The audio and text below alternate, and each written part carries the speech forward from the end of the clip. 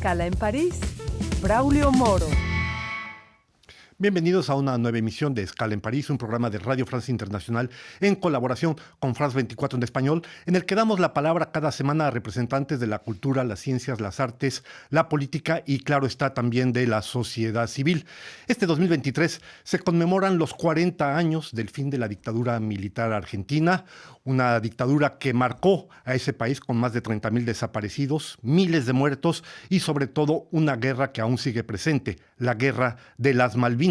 Está con nosotros Leila Guerriero, una de las mejores representantes de la literatura narrativa en América Latina, premio de la Fundación Gabo, en honor a Gabriel García Márquez, y autora del libro La Otra Guerra, que comienza a circular esta semana gracias al editorial Payot Rivage. Leila, un placer tenerla con nosotros. Gracias por otorgarnos esta primacía para esta entrevista sobre su libro. No, por favor, Braulio. Gracias a ustedes por la invitación. Placer. Bienvenida.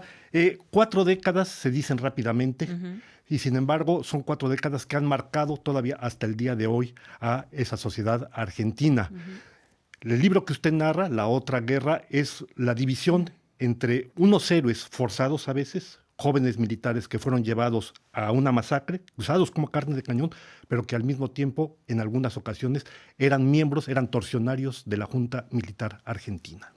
Sí, es una guerra compleja la Guerra de Malvinas porque precisamente marcó por un lado el final de la dictadura militar que había empezado en 1976, como mencionaste, una dictadura completamente carnicera, criminal, y por otra parte fue una guerra en la cual se mezclaron estas dos clases de combatientes, digamos, soldados rasos que estaban incluso haciendo lo que nosotros llamamos el servicio militar, que en ese momento era obligatorio, que es como el entrenamiento militar que tenían que hacer los varones argentinos a partir de los 18 años por algunos meses, y soldados militares de carrera, no todos ellos represores, pero muchos de ellos que habían tenido participación en la represión militar. Entonces, esa guerra dejó una cantidad de caídos y de caídos en la cual se mezclaron estas distintas facciones, digamos, y había desde chicos muy jóvenes hasta militares que no habían tenido nada que ver con la dictadura en términos de no participar en actividades represivas y represores. Y todos ellos quedaron cubiertos bajo el mismo manto de la palabra héroes, lo cual complica mucho las cosas, porque estamos muy de acuerdo en que algunos sí lo sean, pero no todos estamos de acuerdo en que otros sean héroes de Malvinas habiendo torturado, secuestrado, etc. Ciertamente. El libro comienza con una imagen que es bastante expresiva.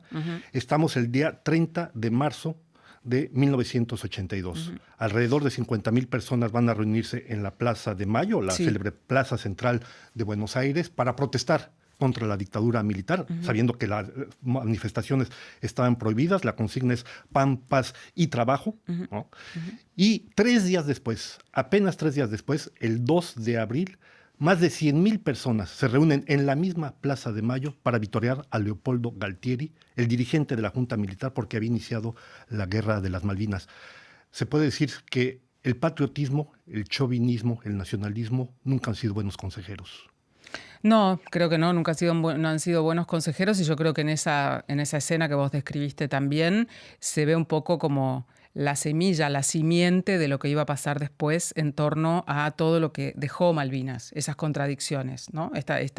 Este nacionalismo exacerbado por parte de alguna gente, incluso por parte de los familiares de los caídos, que reivindican la gesta de Malvinas como una gesta justa, digamos, y la vergüenza o el oprobio que siente parte también del pueblo argentino, digamos, por haber sido esta una guerra que fue propiciada por una dictadura militar y que paradójicamente significó también la caída de esa dictadura, porque perdieron, ellos, digamos, de alguna manera propiciaron esta guerra porque venía su popularidad en declive y creyeron que con esa guerra iban a, de alguna forma, retomar ese caudal de popularidad, si es que existía.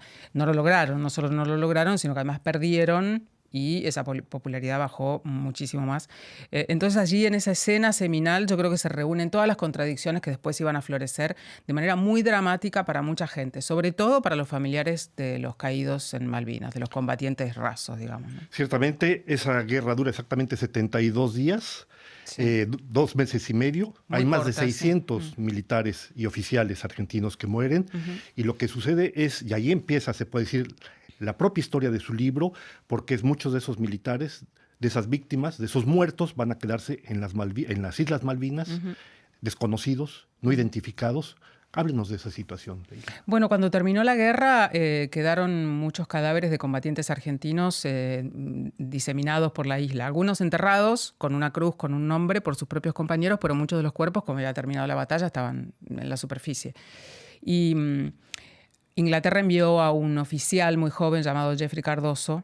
Que es una pieza nodal en la historia que usted narra. Es una pieza nodal, Jeffrey, que llegó con otra tarea. La tarea de él era reconfortar un poco a las tropas británicas, como, digamos, antes del regreso a casa. Y encontró estos cuerpos argentinos esparcidos por toda la isla.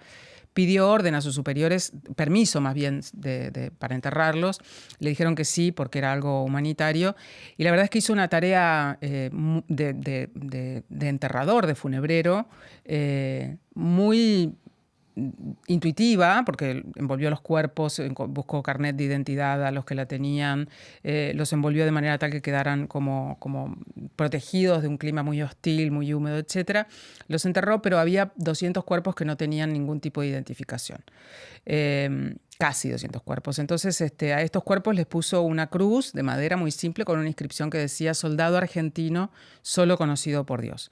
Y estos cuerpos quedaron allí durante muchísimos años. Inglaterra envió a la dictadura militar un oficio ofreciendo la posibilidad de que se enviaran peritos a reconocer los cuerpos y repatriarlos. Y la palabra repatriarlos fue el problema de todo lo que después determinó 40 años de silencio prácticamente, porque la dictadura dijo que no se repatria lo que está en el suelo propio, ¿no? Exactamente. A este propósito, perdón, hay 2 palabras que revienen regularmente en el libro y que son claves: repatriamiento, uno, y el otro es desaparecido. Sí. No se puede usar el término desaparecido No. porque los desaparecidos son las víctimas de la Junta Militar, Sí. y al mismo tiempo el repatriamiento no, porque las Malvinas es considerada parte de la Argentina, pero además repatriarlos significa que dejar el terreno de las Malvinas en manos de los británicos. Claro, los familiares de estas personas que están enterradas sin nombre o los que están enterrados con nombre, digamos, se niegan a todo traslado de los cuerpos, porque el cementerio, que es el cementerio en una zona que se llama Darwin, en Malvinas, de alguna forma ellos lo sienten como una especie de bandera, de bastión argentino clavado allí. Y digamos que consideran que simbólicamente quitar esos cuerpos de allí es retirar la última presencia argentina y resignar de alguna forma un lugar de pertenencia, como decir, estamos aquí, son nuestras, ¿no? Pero bueno, allí se mezclan también otras cosas que son interesantes, que es de parte de los familiares de los caídos, pensamientos también muy nacionalistas, con lo cual eso empieza a complicar un poco las cosas, porque demuestra, o por lo menos yo pienso eso, que las víctimas no tienen por qué ser siempre víctimas perfectas, ¿no? Gente que piensa como a uno le gusta, que tiene la ideología que a uno le gusta.